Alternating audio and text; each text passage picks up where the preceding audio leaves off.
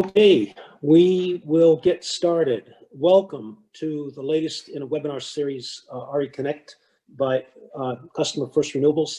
I am Denny McGinn. I am a member of the CustomerFirst Renewables board. Today, we've got a great topic. It's renewable energy procurement when you don't have retail choice.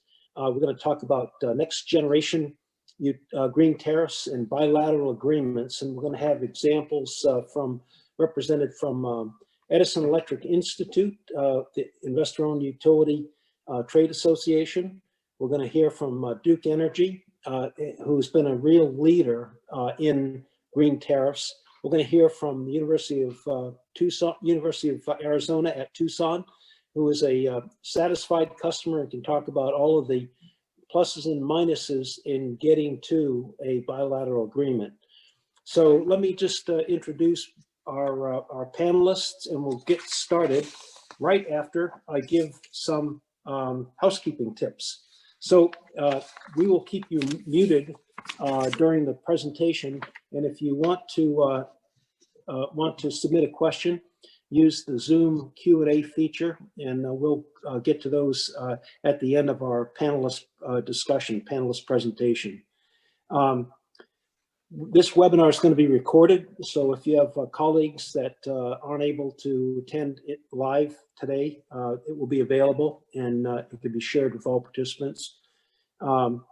Everybody, please send in those questions. We're going to try to cover as much as we can in anticipation of questions throughout the presentations, but don't hesitate to send something, whether it's a generic question or something that is specific to your particular organization or company. So we'll go about 35-40 minutes with our panel, and then we'll have a good 20 minutes at the end to delve into those questions. Okay, as I said, I'm Denny McGinn, part of the CustomerFirst Renewable team. We have on the screen a list of our participants. Steve Kiesner is the Senior Director, National Customer Solutions for Edison Electric Institute. Lon Huber is with us from Duke Energy, and he is the Vice President for Rate Design and Strategic Solutions at Duke Energy. Peter Darling is Assistant Vice President for Planning, Design, Construction, and Campus Architect at the University of Arizona in Tucson. And John Isabigay is a Senior Associate. He is our go-to guy. If you've got a question about green tariffs or bilaterals in regulated markets, John's the guy that we go to. And that's what I'm going to do right now. John, why don't we go ahead and start down the Green Tariff 101 path. Yep, appreciate the kind introduction, Denny. So I'm sure the sort of preeminent question on everyone's minds are, what is a green tariff program? And really these programs are utility sponsored and enable customers to purchase renewable energy and RECs directly from their utility. They're really driven by customer and industrial customers that are seeking in-region renewable energy to address their renewable or sustainability goals, and that's something I'm sure Steve will get into in a little bit. Majority of these programs are what we coin buy all, sell all programs, whereby customers are purchasing renewable energy at oftentimes a fixed rate and selling it back to the utility at a floating rate, and that difference is really what drives the economic value of these programs. The cost of these programs are inclusive of pass-through resource cost, which is really that underlying PPA between the utility and the developer, in addition to administrative and adjustment fees, really to minimize the impact on non-participating ratepayers. And that's certainly a perspective that I'm looking forward to Lon sharing in a bit. But Suzanne, if you can move on to the next slide. And what we're really trying to do here is illustrate the proliferation of green tariff programs through the map visualization and the bar chart on the bottom right. Looking at the maps, I believe up to 40 of these green tariff programs have been approved across 21 states, which is a pretty significant amount. And those states are shaded in green A couple programs are in development in South Carolina and Indiana, and in some cases, which Peter will certainly speak to, customers have been able to negotiate sort of bespoke utility bilateral programs with their utility, and we're noting those states in orange. If you look at the bar chart, I think we're really trying to underpin here is the significant growth in this green tariff programs. They really started in 2013 as almost proof of concepts, sort of pilot programs, if you will. And the proof has certainly worked. These programs have expanded, new programs have been added, and in 2019, I think utilities cumulatively contracted, I believe, 3 gigawatts of capacity, which is a significant amount. And that growth is driven by customer demand, certainly. But what's also driving customer demand is the fact that these programs are iterating and evolving and becoming more market friendly. So a lot of the terms are appealing to a much broader customer base. So we're seeing flexible term lengths, we're seeing price certainty, we're seeing friendly exit provisions. So all of that is really that's catalyzing growth in green tariff programs. So it's pretty exciting to see. I'd like to emphasize, John, also using your chart, that it is, as you say, rapidly growing. The latest data, of course, is for 2019. We'll see probably that very, very steep growth curve going up in 2020, despite the pandemic we're dealing with.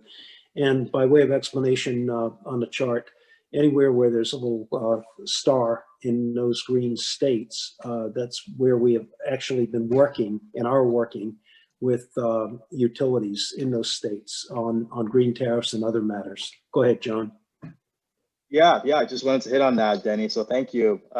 Really just wanted to enumerate that CFR's extensive experience in assessing these programs on behalf of our clients, identifying the value and risk proposition, and really putting our customers in positions to enroll for these programs. So speaking of value, we can move on to the next slide, Suzanne. Thank you. I think one of the questions that I'm sure you're asking yourselves is, we certainly understand what these programs are, what's driving that growth, but what are the benefits? What's the add value for me? And really, we've identified 3 sources of value for customers across the board. We're looking at a majority of these solutions: environmental, leadership, and economic. From the environmental perspective, these are solutions that are tied to in-region renewable assets that are cleaning the local grid. From a leadership components, these customers are often first to market, so they're sourcing renewables from previously inaccessible regions and are creating a path for other C&I buyers to follow. So, for example, you subscribe to a 50 megawatt pilot program. That pilot program is deemed a success and is expanded to 500 megawatts the following year.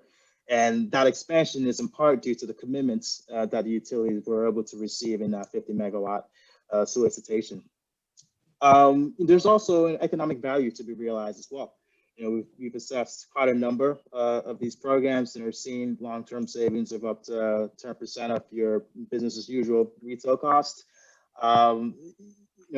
Oftentimes that avoided cost, which is really the benefits that the utilities are passing through due to increased generation or renewable generation in the fuel mix. It's an index variable amount, and it's typically attributable and directly correlates with your brown power. So there's a natural hedge in place that allows customers to mitigate the impact of those annual grid power price movements. And the second thing, the last thing we want to hit on are the lower transaction costs, certainly relative to your typical PPA or some of the other retail arrangements, and really for 2 reasons.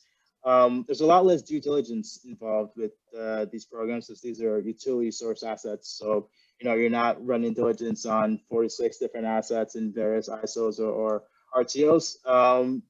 Oftentimes these programs are also form agreements that have been approved by the regulatory commission. So there's a lot less back and forth and negotiations involved. And you may look at that as a negative, but in some ways it's actually an add value, as you know, these utilities are credit worthy, investment grade worthy counterparties, and oftentimes these customers have been in business with them for 10, 20, 30 years. So that lessens the counterparty risk in these transactions, as opposed to some of the other sort of standard renewable transactions that you may be more accustomed to. If I could make a quick comment, reflecting back on the last slide, we don't have to go back there, but the rapid growth, that is creating some economies of scale that future C&I customers will benefit from in these types of agreements with utilities. And if you could go back to the last one, Suzanne, environmental benefit clear. I mean, more and more people, companies, organizations, governments are really starting to get it. That no kidding, we've got to do something about lowering our greenhouse gas footprint, and customers and employees and peers are all getting this, and that's the underlying reason for that big demand. It is a true leadership opportunity, and one that has not and widely been available up until the past couple of years. Go ahead, John, back to you. Yep, no, appreciate the additional commentary and context, Denny. So nothing else to add here. So Suzanne, if you could please move on to the last slide. Great. Great. So really, I think now you have a sense of what these programs are. You understand the add value. I think the really final question is, okay, well, how do we ascertain whether this is the right fit for us? And with that in mind, we've developed this high-level sort of assessment framework, if you will, and really assessing these programs through 5 dimensions. So from a regulatory perspective, I think the key question you want to ask yourself is, when will the program be approved? The regulatory review and approval process is oftentimes the long pole in the tent, if you will, and ensuring you have a decent sense of that timeline is very important when assessing the program. Looking at the performance of the program, I think the key component here is that bill credit that's driving the revenues of this program. And is it inclusive of the full value of renewable energy grid benefits that the utility has seen? Are we including not only avoided costs of energy, but also avoided costs of fuel, maintenance, capital costs, and things of that nature? From an enrollment perspective, how are the customers setting volumes, as that may have accounting implications? Is it a fixed notional amount on a year-on-year basis, or is it a floating amount that is tied to the production of the asset? Is the term length flexible? Are we looking at 20-year programs, a la some of the CSG programs that we're seeing in the market today, or on the other end of the spectrum, is it a month-to-month program? Also similar to what we're seeing in some UP programs as well. What are the exit provisions? Can a customer terminate for convenience? And if so, is there an exit penalty? It's important to look into that. And just looking at the programmatic risk, we really bucketize this into 3 segments. So from a regulatory perspective, is there opposition to the program, as that can certainly prolong that regulatory review and approval process? Are there supply protections in place to de-risk performance of the asset? And is there price certainty? And if not, are those economics being driven by an index? And if so, that can certainly make your monthly cash flows variable, which may provide some heartburn to the accounting team. So all components to just be well aware of when assessing programs from a high level perspective. We'll end with this, and I think we've gotten the point across that these programs range in complexity and are unlikely to be amended after regulatory approval. So it's certainly incumbent on buyers to preemptively assess the viability of them. CFR is well positioned to sit hand in hand with our clients and engage with utilities to ensure that, to the extent possible, these key tenets of the programs are congruent with their baseline objectives. Great. We've got a question. We'll come back to it during our Q&A session towards the end of the webinar. It's from Gary Graham. How do you come up with a savings up to 10% from business as usual? green tariff prices oftentimes are higher than brown offerings. So we'll cover that one. John, if you'd be thinking about that, and we'll get back to Gary. Sure. Okay, Steve Kaesner. Hi, Denny, and thank you for having me. I'll just get right out of the chutes by saying that electric companies are committed to investing in a clean energy future. Just last year, nearly 40% of all electricity that was generated nationwide came from zero emission sources like nuclear, hydro, and wind and solar.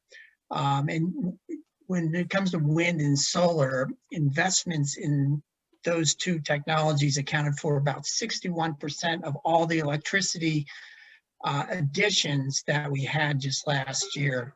So as a result of our efforts as an industry, CO2 emissions from electricity generation were 33% below 2005 levels at the end of just last year. And then you're probably reading about some of the electric companies that have made announcements.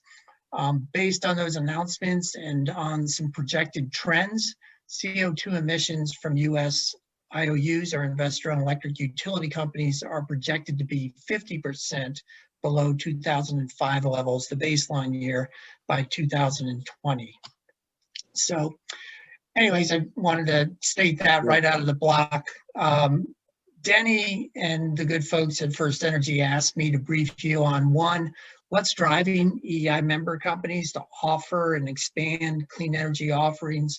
And then he also, and this is related, he also asked me to talk about the Scope 2 carbon emissions database that we just rolled out this June. So I'll save that to the end. But first, let's talk about what's driving EEI members to offer and expand clean energy offerings to their customers. When he asked me that question, or when he asked me to cover that question, I said, well, that's really easy. It's a very simple answer, and it's a very important answer. Quite frankly, our members' customers want clean energy offerings. So, for a number of years, residential customers, at least some residential customers, have wanted renewable energy. Now, more and more, especially in the last 5-6 years, especially, more and more corporate customers have aggressive renewable energy and/or carbon reduction goals. So they certainly want it. And quite frankly, these corporates are the key motivators to this overall, or key movers is probably a better term to use, to the overall movement towards that direction. And Steve, you really got an update on that over the past couple of weeks with your National Key Accounts Fall Session. There was a lot of discussion. I tuned in for much of it, but there was a lot of discussion on exactly what you just outlined. The demand by these key accounts is going up for clean energy. Yeah, and I would say, Denny, if you look at what's on their plate, that's probably 80 to 85% of their jobs. It's all very sustainability driven, carbon, renewables. That's such a big deal to these customers, and that's what's really driving them. What's driving these customers? One, their own customers want it. I always use the example, if you're a retailer that caters to, say, a younger set, they don't want to patronize a company that's really not doing their part to the environment. So that corporate image part is certainly on their minds. Two, their employees want it. We all know it's very important to attract a highly skilled workforce, and those potential employees that companies are trying to bring into their own companies, they want to be associated with an organization that's making a difference. Or on the flip side, they certainly don't want to work for a company that's a detriment to the environment. And that's really big in so many areas of the country. And then, this is really turning a lot of heads now. Their shareholders are demanding it. In just the last few years, there's been more and more scrutiny coming from the investor community. And that, as I mentioned, that gets the attention of the C-level folks. So in fact, according to our own research, 89% of the S&P 100 companies have either renewable and or carbon reduction goals. Yeah. Great. Okay. And you're going to shift and talk to us about the database, Steve? Yeah, Denny. Just a couple of things, though. Just before I get into that, I do want to just announce that our Edison Foundation's Institute for Electric Innovation released what they call their update on electric company green tariff programs. And I'll make sure that everybody receives a copy of that. And this report really emphasized the growing and important role that green tariffs played, that John mentioned. The tariffs provide customers with a streamlined, low-risk access to clean energy solutions that support their own sustainability goals. A few tidbits from that report, and again, I'll get you the full copy of that, but green tariffs have now accounted for 37% of all corporate renewable energy that's been procured, which is significantly higher than in prior years. Sure. Since January of this year, there's been 6 green tariff programs announced or expanded in Florida, Georgia, New Mexico, Virginia, and Wyoming. And I can go on and on, but in total, green tariffs today only account for about 4% of the total U.S. Renewable energy capacity today. So there's a lot of room to grow. Compare that to other corporate deals from, say, non-regulated players, we're talking about 11%. But that said, we have a lot of headroom on the regulated side. Our members really want to work with customers and offer, the products that customers want. Great. Clean product. So moving on to the carbon emissions reporting database. Real quick history about that. We have at EEI, we have a customer advisory group who approached us, roughly a group of 25 thought-leading corporations. They approached EEI saying, hey, can you do something about how scope 2 carbon emissions are reported out? Back then they were using the EPA's GridX, not GridX, I'm losing the term, but they're using E-Grid, thank you. I only say it every other day. They use that, but that was, the data that came from that was about 2 or 3 years old, and it was more regional, not really focused on the specific companies that they're dealing with. So we got together with our members, we got together with customers, and then also in partnership with the World Resources Institute, or WRI, we developed what we're calling EEI's Electric Company Carbon Emissions and Electricity Mix Reporting Database. Again, this database was inspired by our customer advisory group, and it provides all customers access to, at least in this year, 2019, carbon emissions intensity rates for delivered electricity by EEI operating companies. We've got the information on the website there. I don't know if you can decipher. We'll get it out. We'll get it out to everybody when we record it, post the recording, Steve. Yeah, this is a classic case of, the old expression, you manage what you measure. And having this measurement of exactly what your emissions are can help to guide and inspire, really, senior company leaders to move out faster.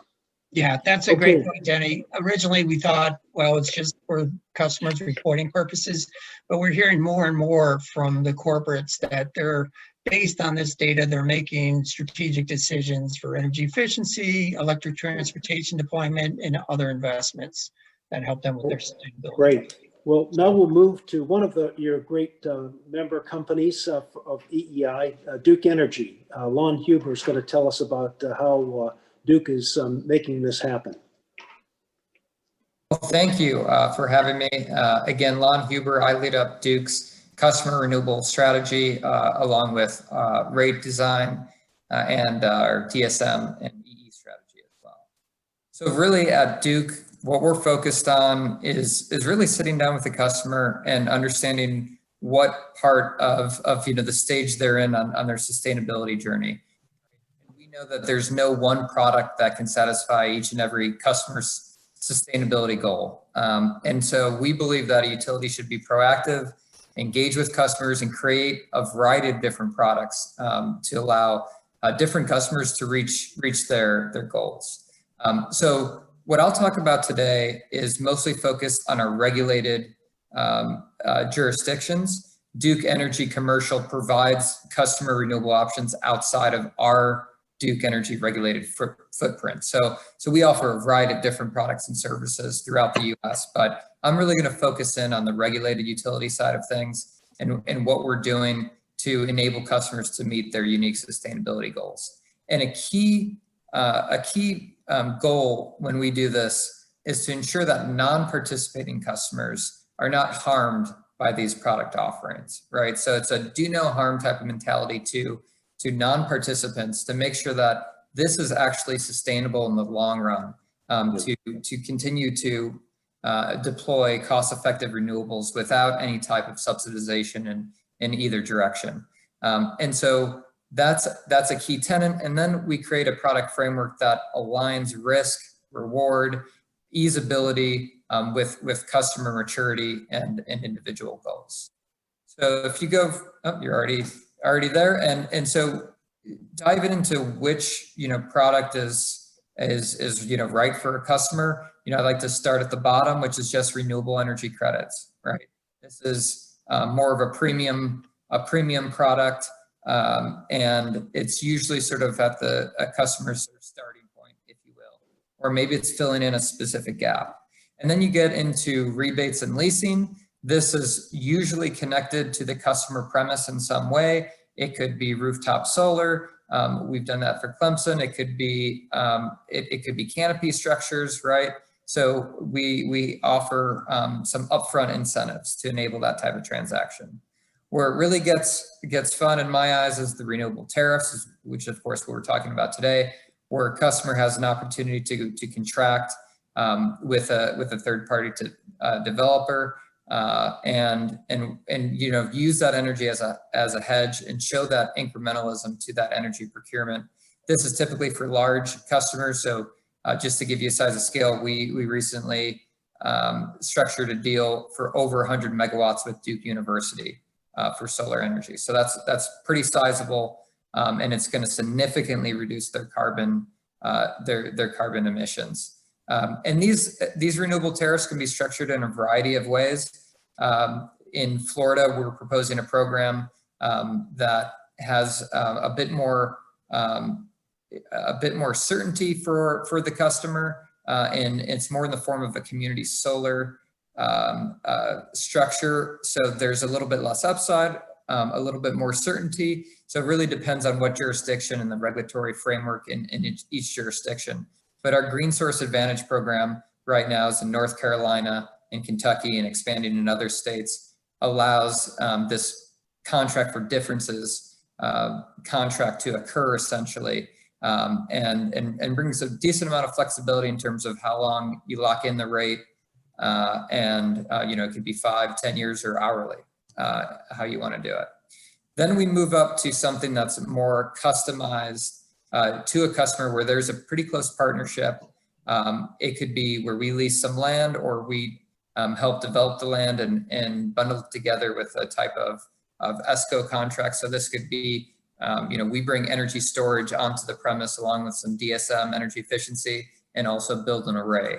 And in this case, Fort Bragg, we announced one of the largest floating solar arrays in the US, and we're pairing that with energy storage at the customer premise there, so for obviously security purposes. So that's the type of creative thing you can do there. And then finally, what we're working on, what's in development in my sort of skunk work project, if you will, is a 24/7 product where we can load match a customer and really make sure that their hourly emissions are as low as possible. This is, I think, where things have to go if we're serious about scaling up a lot of these offerings.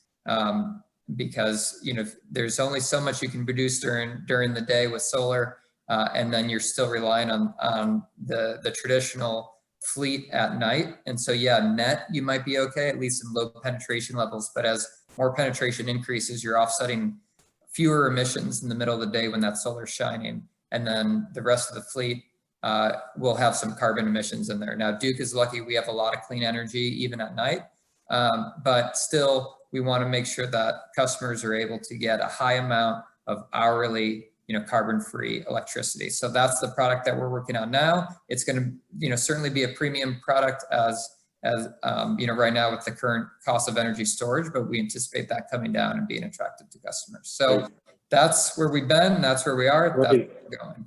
Outstanding. We'll come back during the Q&A, but Rochelle Owen has a question you may be interested in, Lon.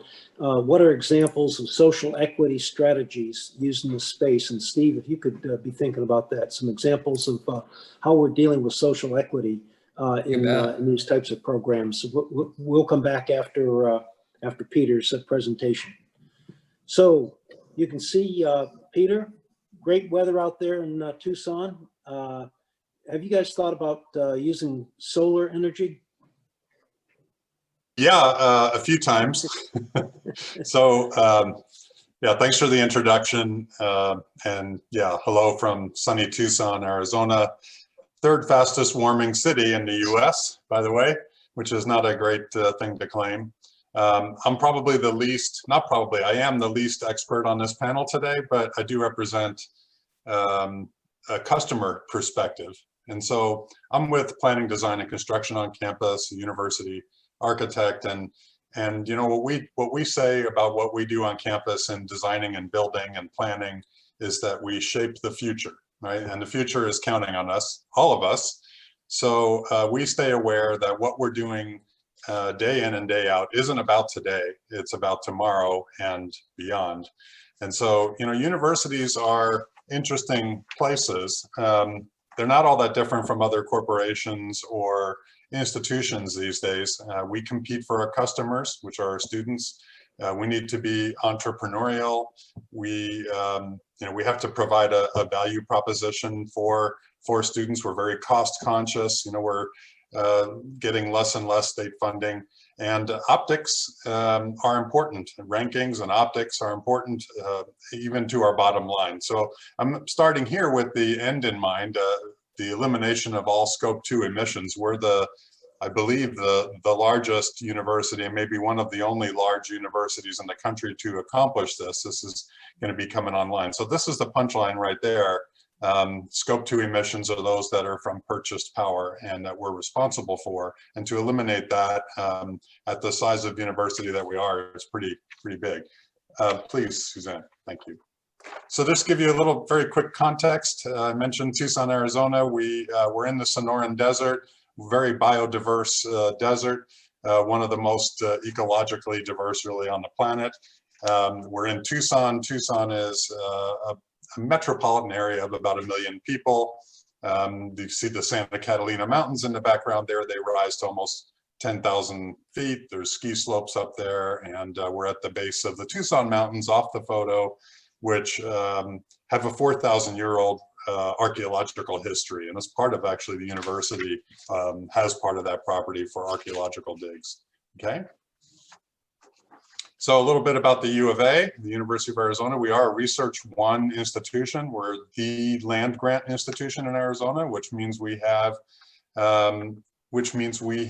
holdings in every county in the state, and we have outreach to the public. We have 2 med schools. We have 40, you can see there are 46,000 students. Good news, got good news here just in the last couple of weeks. You know, our net tuition revenue is down like most universities, but our enrollment is up. And this year over last year and over any other year, we have a record enrollment, over 46,000 students.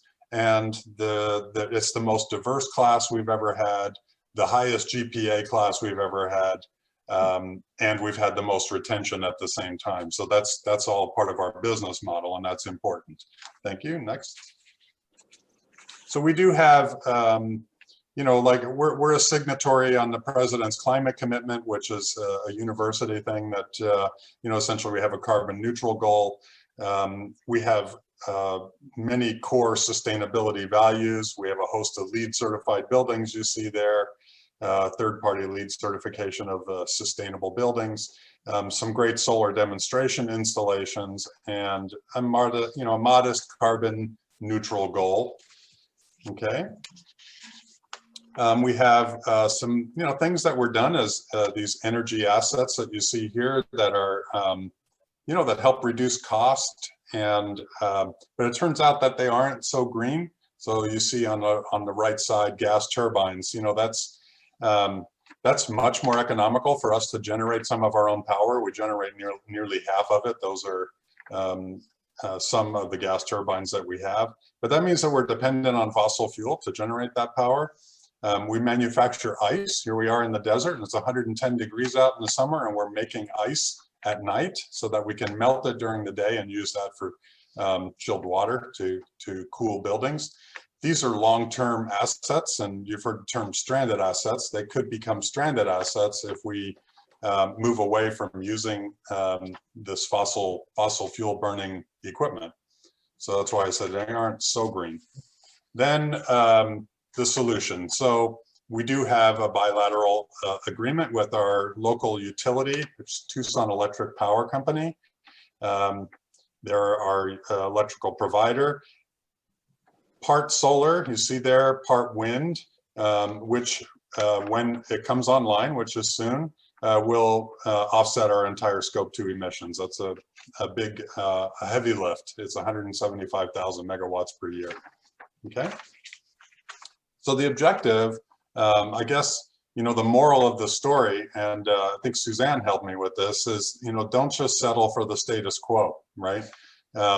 We reach out and see if there's some kind of common ground with your utility. The renewable energy market is really ripe, as you've been hearing, for collaboration, and timing is everything. In our case, with CFR's expert help, we set out to craft an RFP to go to the broader market, the wholesale market, the PPA kind of market, and see what terms we could get. And in that process, we kind of woke up our power company, because they were kind of wondering what was going on, that we were going to potentially go to market for power. Next slide, please. So the considerations. So it turns out there was some motivation that we didn't think existed for our power company. There were some influences that really leveraged our partnership. One of those is that the Arizona Corporation Commission, which regulates the utilities, has mandated an increasing percentage of renewable energy in the power company's portfolios. That's true in a lot of places. Tucson Electric Power was already ahead of the curve, but they like the optics, because those optics are important to their customers. And so they want to grow that portfolio of renewable energy. They were also seeing the potential loss, you see on the bottom there, of a big customer walking away from buying power from their utility. And, not just a big customer, but an important customer, a university, so that was motivation for them. And I think the last thing that seemed to make sense to me was that when it comes to large scale renewable energy, larger is better. When we do small projects on campus for solar, they don't pay for themselves. They don't pencil out at this point. That may change, but right now they don't. And so large scale does pencil out, and so bigger is better in that world. Okay, last slide. So the outcome is that there were benefits not only to us, but also to our power company. So many things are driven by the bottom line, but optics certainly affect the bottom line. When you see there under the University of Arizona, recruitment and retention and rankings, recruitment and retention are affected by rankings, and they're affected by optics. And even the least green person on campus would know that having good optics, students have a list of why they pick an institution. Maybe a great party school is somewhere up near the top. I don't know. I hope not, but it might be. But one thing that is on most students' list is how green is that institution? How sustainable? How committed are they to the future? And what we found is that's somewhere on that checklist, and it's been moving up every year. It seems like it moves up, and I think it's now, you know, proves that we care about the university, we care about the student, we care about the environment, and it's in the top 5 reasons that you know, that is one of the top 5 things that a student is looking at when they analyze where they're going to go to school, is how sustainable is that place.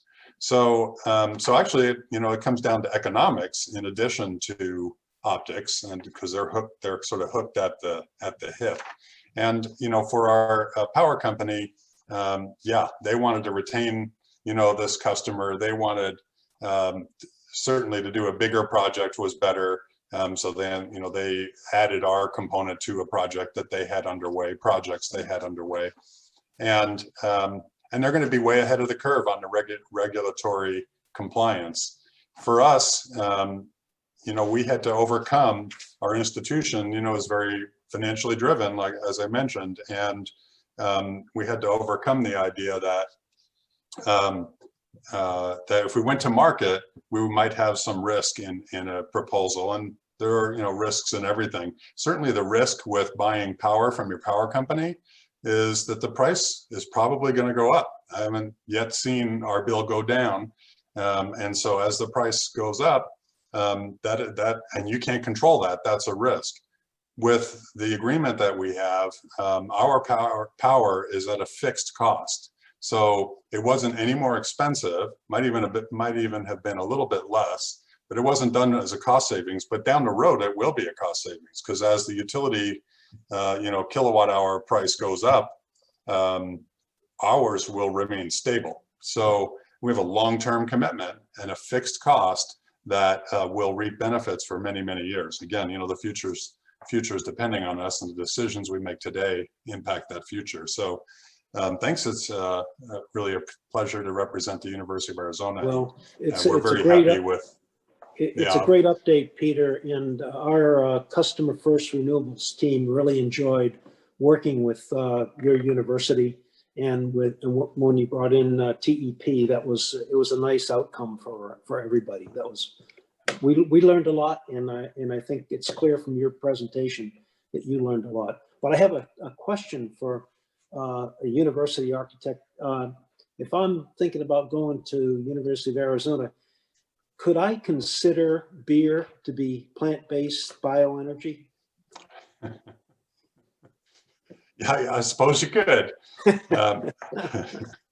But our motto isn't beer down, it's bear down, you know, so all right. yeah, for those of you that know Arizona, it's bear down, it's determination.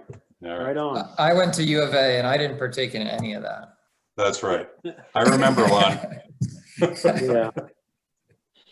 Well, listen, let's go into some questions and answers. John, how about taking a whack at Gary's question? How do you come up with a savings up to 10% from BAU? Yeah. And I realize that's not for all green tariff programs. Avoid something higher. Go ahead, John.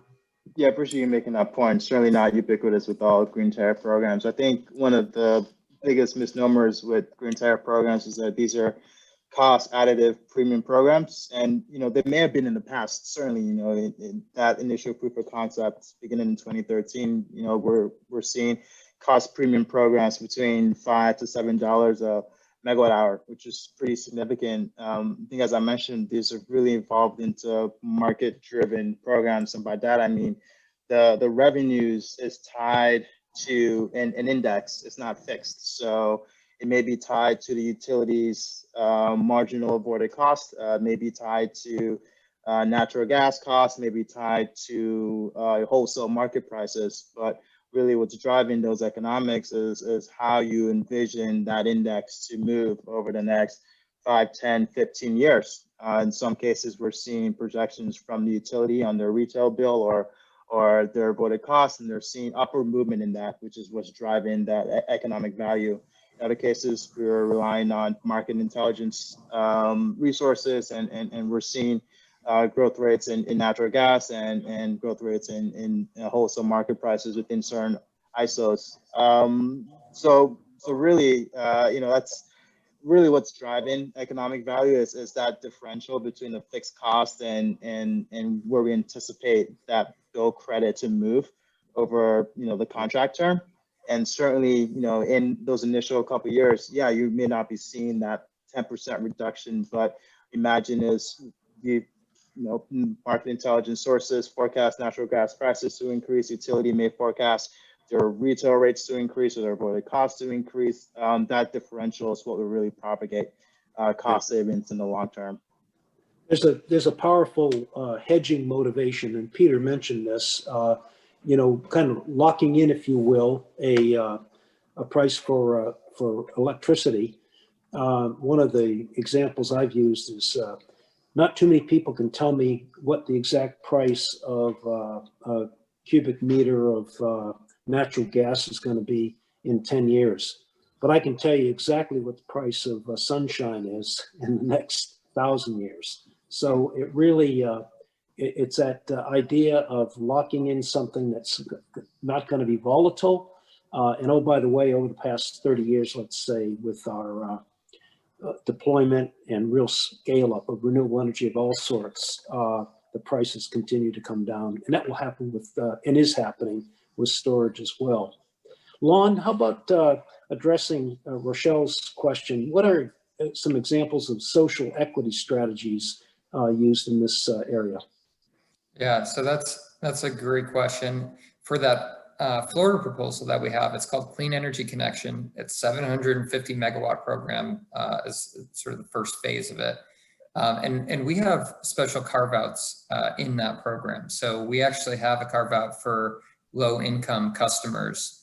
And they essentially can enroll in this program without any detrimental financial impacts, just all upside to them. And then we have a carve out for local governments, and those benefits can accrue, to everybody, obviously in that jurisdiction. And in our procurements, we have diversity and local requirements that we fulfill as well.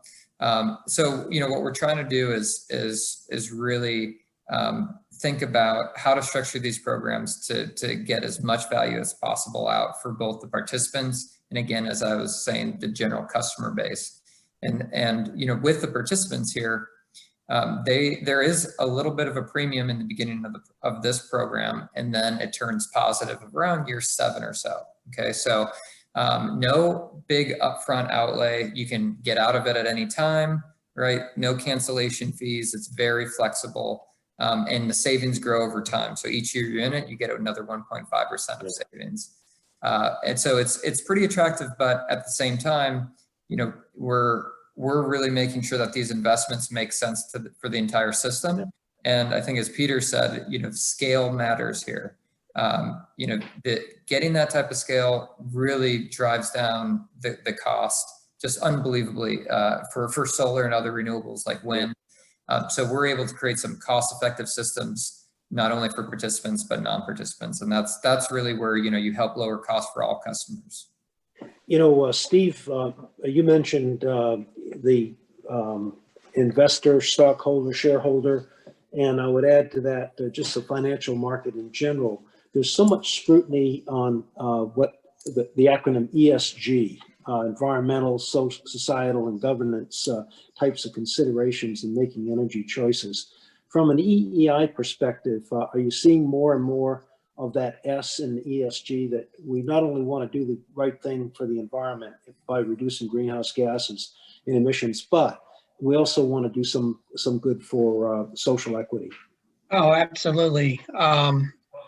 Without question, I think the events of this year, I think all along our members, especially at the C-suite level, the S is very important. But the events of this year, has really ramped up our commitment, if you will, to address those issues. And along a little closer to home to the subject, but very much related, you know, as you guys, as corporate customers, large universities and other large customers, as you're working with utility companies on green tariff programs, we definitely have to keep that in mind. But, you know, also keep in mind that, you know, utilities, you know, we're a monopoly because as part of being a monopoly, I should say, we are required to serve all customers, rich and poor, big and small, etc. And as we develop these, what I'll call newer programs, newer approaches, newer offerings, what have you, we're always mindful that, you know, whatever we offer, you know, we can't provide these services to just a handful of customers, one or two customers, or just a small subset of customers, if it adversely affects other customers on the system. So, you know, if we're going to offer rate-based type of programs or tariff type of programs, it has to provide some sort of benefits. At a minimum, it cannot do any harm to any other customers. So, you know, Lon brought up the carve outs for certain classes of customers. We're seeing that on a lot of tariffs out there. I think the FPL program, Solar Together, and the one Duke is hopefully going to get approved by the commission, does a really good job of addressing those type of issues that will come up. And that's also reflective, not just in our renewable program, but, you know, there's a lot of our companies that are installing EV infrastructure, and they're, you know, a lot of those utility built infrastructure, EV charging stations, if you will, are also targeting lower or poor neighborhoods, different parts of towns besides the types of towns where all the Teslas are. Right, got it. Here's a question for Lon and John, perhaps that you can tag team this. But if I'm a new client, new to this, and I start down the road for all of the reasons of you know, reducing my environmental footprint, being a leader in my space, attracting students or clients or staff team. What are the kind of speed bumps or roadblocks that you've seen customers run into, and how do you get past them? Lon, we'll start with you. Yeah, well, I was also on the customer side in my day, and I've also been on the renewable developer side, and you know, I can tell you, when you're dealing with large institutions, there's a lot of stakeholders you need to talk to. There's some institutional inertia as well. And so what I did is, you know, really tried to identify the key stakeholders internally and get their buy-in up front, you know, as soon as possible, and socialize the concepts and get some momentum going. Engage in key groups. So if you're in an institution that, you know, an academic institution, work with your student groups. You know, at U of A, there's Students for Sustainability, you know, I'm sure which Peter works with, and there's other campus resources, and, you know, drum up support from the bottoms up as well as the top down. And most importantly, get the numbers together, right? And one of the things that I really did, and I think it helps when I've been in these situations, is really getting a clear understanding of the economics. And so that's where you want to work with your utility partner, your developer partners, and make sure you've got the right, you know, you understand the rate designs, how things could change, the risk, and present it out. And I think that's really what'll get you to the finish line at the end of the day much quicker than otherwise. Key points. And John, I always think of us at CustomerFirst Renewables and great, bright, experienced folks like you as being navigators. We'll have a customer that wants to know where they want to go. They can see it on the horizon. They want to have a much cleaner energy portfolio. But there's some rocks and shoals between where they are now and where they want to go. And I think that's where the navigation function comes in, the strategic guidance comes in. Thoughts? Yeah, no, you're absolutely right, and certainly want to echo Lon's point in regards to change management with this absolutely key as you start to begin socializing these programs across internal stakeholders. I will say, and really just to hit on a point I noted earlier, is how important it is to preemptively assess these programs. So oftentimes utilities will reach out to customers and socialize them, and maybe they're providing indicative economics or what that former agreement may look like, or tenants that are still very much in developments. And I think it's incumbent on the customer and advisor to assess materials and documentation presented to us, ensure that they adhere to those customers' needs and objectives, and if not, begin having those sort of bilateral conversations with the utility. If it's a situation where, hey, 20 years is something that this customer can't stomach, and are you amenable to 15 or 10 years at a higher cost? Discussions like that are what you want to have prior to the program being filed and approved. So, yeah, it's clear that one size does not fit all, and the customized approach from that CustomerFirst offers, if you will, to our clients and working with the providers, providing utilities. It's clear from Juan's briefing and the comments by Peter that you've got to make adjustments depending on what your key goals are, and they sometimes change as you learn more and more going down that road. Peter, what were the big surprises that or big lessons learned, if you will, from your experience in working with us and working with Tucson Electric? Well, yeah, two things. I mean, one was just a surprise that Tucson Electric was really going to come to the table to talk about this. And secondly, that, like the phrase, don't try this at home. I mean, I wouldn't want to try something like this without CFR. You guys brought the leverage, the knowledge that we needed in order to leverage the utility company. That we wouldn't not have had, even though we have power, experts on campus and green energy, folks and all that. Still, the whole rounded knowledge of what's going on across the country and what are the levers and the drivers we didn't have internally. And I think in crafting an agreement with our utility to make sure that all the issues that were defined in that agreement were favorable, and that we knew going in what we were going to get. I remember all these terms like, probabilistic analysis and price floors and deterministic analysis and supply curves and that, I wake up in the middle of the night in a cold sweat sometimes thinking of those terms, but yeah, and I still probably don't know what they mean, but we could not have, we wouldn't want to try this at home, and we wouldn't want to have done this without CFR. And that's just, that's just coming from a happy customer. Unpaid sponsorship there, yeah. Really quick question. Paul Peterson asked a question. How would passage of one of the carbon tax proposals affect the economics of the Green Tariffs program? Any thoughts on that? Yeah, Steve, go ahead. I can take a first stab at that. Sure. That's a really interesting question, because I think we've already beginning to see that bear fruit in some of these programs.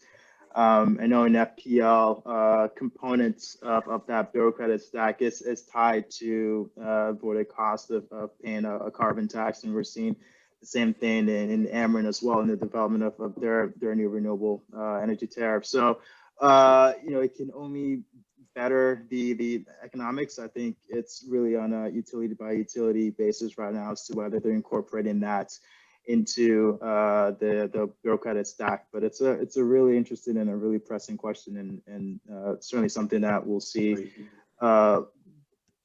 bear out a bit more in the future, I imagine, over the coming years as those conversations continue to be had. Great. Well, we're at the magic hour of 4 o'clock here on the East Coast and 1 o'clock on the West Coast. Wanted to thank very, very much our great panelists and our CustomerFirst Renewables team. This has been a good conversation. For anybody that is on the webinar that would like to get a copy of this, we've recorded it. Please send an email to CustomerFirst, basically in the same email address that you received when we put out the advertisement that we were going to do this webinar. I'd like to thank everybody that participated, and we look forward to continuing this this discussion in our RE Connect series. Thanks a lot, everybody. Thank you, Denny. Thank you all. Had a good time. Thanks, everyone.